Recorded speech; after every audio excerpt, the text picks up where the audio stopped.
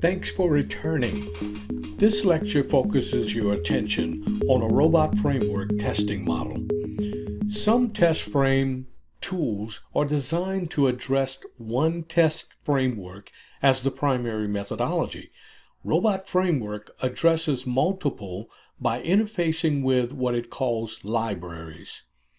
It reminds me of Python, and rightly so because it is built on Python code and libraries. I am used to my commercial test tool of choice providing me with the ability to utilize whatever framework there is to choose. So the list in the display was adequate in choosing one or more frameworks to meet testing requirements. In contrast, that is not what I have seen with open source test tools. Some focus on a single test framework, but now with a closer look at Robot Framework, this tool provides me with the ability to incorporate the hybrid test framework, which allows me to choose data-driven, keyword-driven, and test-driven frameworks. I am not limited to one framework only. I can combine them for a good application test solution.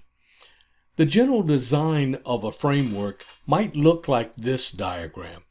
It identifies four essential components: a driver, scripts, results reporting, and other components, along with an object repository concept where windows and objects are identified. Robot Framework provides a similar diagram. Its component library scope is broader than what I am showing here.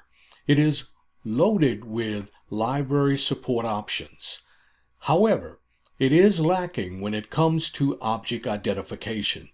It can capture the window names dynamically, but window object identification is not a feature. I was ready to discontinue my journey with Robot Framework because of that limitation. Instead, I came up with a solution that is not great but useful. We will review that later in the course. My time has ended for this session. I thank you for yours. Join me in the next video.